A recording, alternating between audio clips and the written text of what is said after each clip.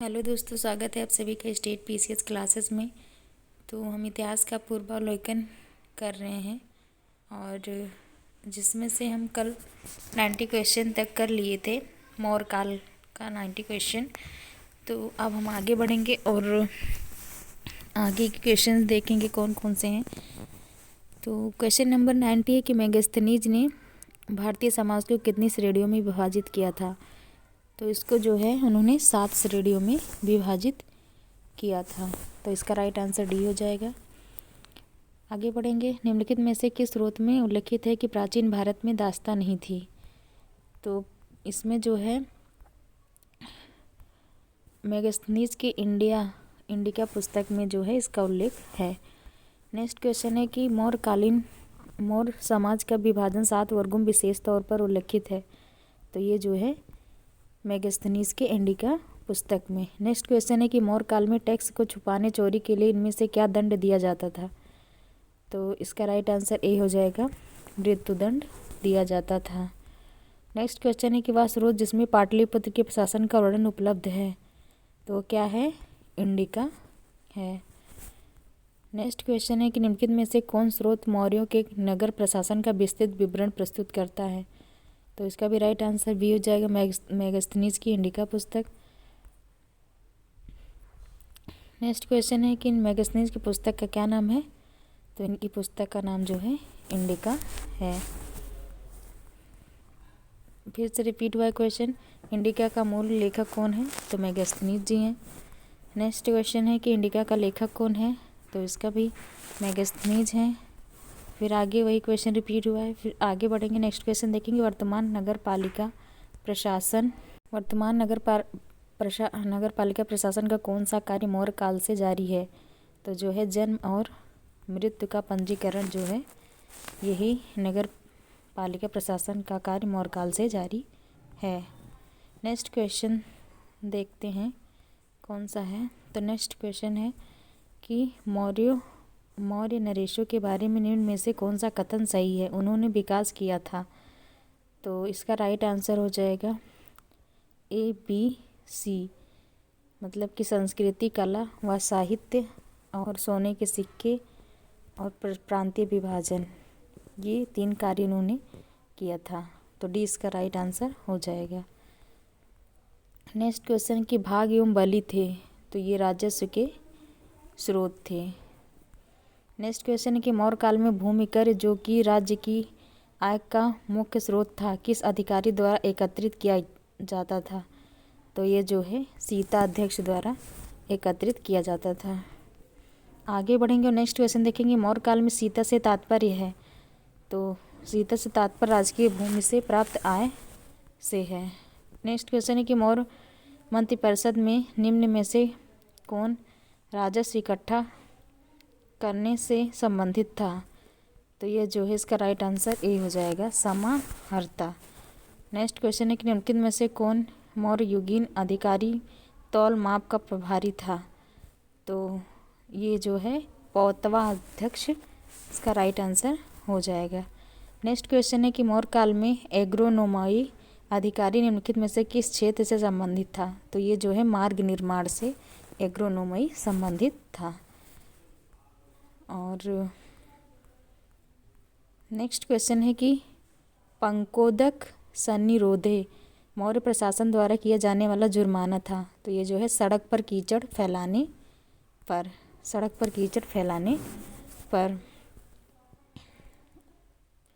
Next question है कि मौर्य काल में शिक्षा का सर्वाधिक प्रसिद्ध केंद्र था। तो ये जो है तक्षशिला, इसका सर्वाधिक प्रसिद्ध केंद्र था। नेक्स्ट क्वेश्चन है कि कौटिल्य के अर्थशास्त्र के अनुसार मौर्यकालीन न्याय व्यवस्था में निम्नलिखित न्यायालय अस्तित्व में थे। तो इसका राइट आंसर धर्मस्थीय और 4 जो है कंटक शोधक, 2 और 4 इसका राइट आंसर हो जाएगा, धर्मस्थीय और कंटक शोधन, इसका राइट आंसर डी हो जाएगा। कौटिल्य के अनुसार मौर्यकालीन न्याय व्यवस्था के ये जो है न्यायालय अस्तित्व में थे। नेक्स्ट क्वेश्चन है कि भारत के सांस्कृतिक इतिहास के संदर्भ में इतिवृत्तों राजवंशीय इतिहासों तथा वीर गाथाओं को कंठस्थ करना निम्नलिखित में से किसका व्यवसाय था? तो ये जो है मगध का व्यवसाय था। नेक्स्ट क्वेश्चन है कि गांव के शासन को स्वायत्त शासी पंचायतों के माध्यम से संचालित करने की व्यवस्था का सूत्रपात किसने किया था? तो यह जो है द्रविड़ों ने किया था। नेक्स्ट क्वेश्चन देखेंगे कौन सा है कि नेक्स्ट क्वेश्चन है कि प्राचीन भारत के निम्नलिखित ग्रंथों में से किसमें पति द्वारा परित्यक्त पत्नी के लिए विवाह विच्छेद की अनुमति दी गई? तो ये जो है अर्थशास्त्र में दी गई थी। आगे बढ़ेंगे देखेंगे निम्नलिखित में से किसमें पुनर्विवाह वर्जित है? तो ये जो है मनुस्मृति में पुनर्विवाह वर्जित है। नेक्स्ट क्वेश्चन है कि विदेशियों को भारतीय समाज में मनु द्वारा दिया गया सामाजिक स्तर था? तो यह है ब्रात्य क्षत्रियों का। नेक्स्ट क्वेश्चन है कि निम्नलिखित व्यक्ति भारत में किसी न किसी समय आए थे? ये जो है अभी 2024 का जो प्रीलिम्स हुआ है पीसीएस का, उसमें पूछा गया क्वेश्चन था। उसमें भी ऐसे ही क्वेश्चन दिया गया था जिसमें से आपको जो है कालानुक्रम में लगाना था कि कौन पहले आया कौन सबसे बाद में आया। तो ये जो है आईएएस का जो है रिपीटेड क्वेश्चन इस बार पीसीएस में पूछे। तो ये सारे क्वेश्चन जो हैं जो आईएएस में पूछे गए बहुत ज़रूरी है कि आपको अगर आप पीसीएस का एग्ज़ाम देने जा रहे हैं तो ये सारे क्वेश्चन जो है हल कर के जाएँ। तो इसका राइट आंसर हो जाएगा पहले जो है सबसे पहले कौन आया था? तो सबसे पहले मेगास्थनीज आए थे। उसके बाद जो है उसके बाद कौन आया था? तो इत्सिंग आए थे। उसके बाद जो है ह्वेनसांग आए थे। फिर उसके बाद फाहियान आए थे। लास्ट में इत्सिंग आए थे। इसका जो है गलत हो गया। पहले जो है मेगास्थनीज आए थे, उसके बाद फाहियान आए थे, फिर 4 नंबर ह्वेनसांग आए थे, इत्सिंग लास्ट में आए थे। तो 20 का राइट आंसर हो जाएगा। 20 का राइट आंसर मेगास्थनीज, फिर हो जाएगा फाहियान, फिर हो जाएगा ह्वेनसांग, फिर आ जाएगा इत्सिंग। तो 20 का राइट आंसर हो जाएगा। नेक्स्ट क्वेश्चन है कि सूची 1 को सूची 2 से मिलाना है। तो इसमें दिए चंद्रगुप्त, बिंदुसार, अशोक, चाणक्य। तो इसमें हमें लग रहा है कि किसको किस नाम से जाना जाता था वो है। तो चाणक्य को तो है विष्णुगुप्त कहा जाता था। तो डी का 4, तो डी का 4 2 ऑप्शन में है। उसके बाद जो है बिंदुसार को, अशोक को क्या कहा जाता था? तो अशोक को प्रियदर्शी कहा जाता था। तो सी का 1 हो जाएगा। सी का 1 किस में है? तो सी का 1 सिर्फ सी में है। तो इसका राइट आंसर सी हो जाएगा। तो और इसका नीचे जो है व्याख्या देखेंगे। चंद्रगुप्त को सैंड्रोकोट्स कहा जाता था, बिंदुसार को अमितघात कहा जाता था, अशोक को प्रियदर्श कहा जाता था और जो है प्रियदर्शी, और चाणक्य को विष्णुगुप्त के नाम से भी जाना जाता था। और अंतिम मौर्य सम्राट कौन था? तो बृहद्रथ जो है अंतिम मौर्य सम्राट था। तो डी इसका राइट आंसर हो जाएगा। नेक्स्ट क्वेश्चन है कि निम्न कथनों पर विचार कीजिए। कि पहला स्टेटमेंट है कि अंतिम मौर्य शासक बृहद्रथ की हत्या उसके प्रधान सेनापति पुष्यमित्र शुंग ने की थी। तो ये स्टेटमेंट इसका राइट हो जाएगा। दूसरा है कि अंतिम शुंग राजा देवभूति की हत्या उसके ब्राह्मण मंत्री वासुदेव कर्ण ने की थी और उसने राज सिंहासन हथिया लिया। तो ये भी इसका राइट आंसर हो जाएगा। तीसरा है कि आंध्र ने कर्ण राजवंश के अंतिम शासक को पद वंचित किया था। तो इसका राइट आंसर डी हो जाएगा। 1 2 3। आगे बढ़ते हैं और देखते हैं नेक्स्ट क्वेश्चन कौन सा है। तो नेक्स्ट क्वेश्चन है कि ईस्वी सन के पूर्व की कुछ शताब्दियों में निम्नलिखित में से किन शासकों ने गिरनार क्षेत्र में जल संसाधन व्यवस्था की ओर ध्यान दिया? तो जो है इसमें से किसने दिया था?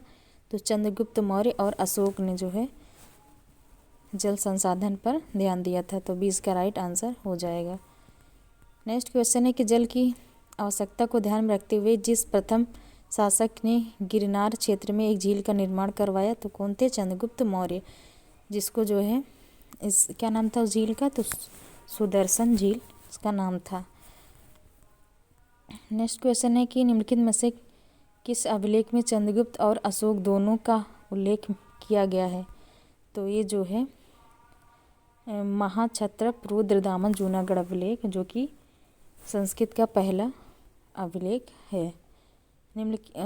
123 नंबर का क्वेश्चन है कि निम्नलिखित अभिलेखों में से किसमें अशोक का अभिलेख भी पाया गया है। तो ये जो है महाक्षत्रप रुद्रदामन जूनागढ़ अभिलेख, ये इसका राइट आंसर हो जाएगा। नेक्स्ट क्वेश्चन है कि 12 बार पहाड़ियों की गुफाओं के बारे में निम्न में से कौन एक सही नहीं है। इसका राइट आंसर डी हो जाएगा। ये अभिलेख ईसा पूर्व 6वीं शताब्दी के हैं। आगे बढ़ेंगे और नेक्स्ट क्वेश्चन देखेंगे कि मौर्यकालीन मूर्तियों में मणिभद्र यक्ष नाम से अंकित मूर्ति किस स्थान से प्राप्त हुई है। तो ये जो है परखम स्थान से प्राप्त हुई है। तो डी इसका राइट आंसर हो जाएगा। नेक्स्ट क्वेश्चन है कि निम्नलिखित में से कौन सा युग में सही सुमेलित है। तो देखेंगे कि लोथल एंशियंट डॉकयार्ड था, तो ये तो सही है। दूसरा देखेंगे Sarnath first sermon of Buddha था, तो ये भी सही हो जाएगा। तीसरा है कि Rajagiri lion capital of Ashok, तो ये गलत हो जाएगा। फिर फोर्थ है कि Nalanda great seat of Buddhist learning, तो ये भी सही हो जाएगा। तो इसका राइट आंसर सी हो जाएगा। आगे बढ़ेंगे और क्वेश्चन देखेंगे। यहाँ तक क्वेश्चन थे ये मौर्य काल से संबंधित। तो आज हम यहीं पे इसको कंप्लीट करते हैं, फिर उसके बाद नेक्स्ट वीडियो में हम मौर्योत्तर काल को देखेंगे, क्योंकि मिक्स हो जाता है क्वेश्चन और अभी इसमें जो है इसमें भी काफ़ी क्वेश्चंस हैं, तो इसलिए एक वीडियो में मौर्योत्तर काल को बनाएंगे। तो आपको वीडियो कैसी लगी कमेंट करके ज़रूर बताइए और आप लोग इस सीरीज़ को कंटिन्यू देखते रहिए, क्योंकि बहुत ही ज़रूरी है। आपको आर का एग्ज़ाम जो है कहा जा रहा है कि मार्च अप्रैल या मई या जून में जा सकता है। जून में तो कंफर्म है, तो आप लोग उसी को टारगेट करके आप तैयारी करते रहिए और डेली वीडियो देखते रहिए, एक भी गैप मत करिए, क्योंकि इसी गैप से जो बच्चे कंटिन्यू लगे रहते हैं उनका सिलेक्शन हो जाता है, और जो इसी बीच में ढिलाई कर देते हैं तो उनका जो है सिलेक्शन कहीं ना कहीं कुछ नंबरों से रुक जाता है। तो आप लोग डेली जो है वीडियो को शेयर करिए और आप लोग जो है देखते रहिए। Thank you so much.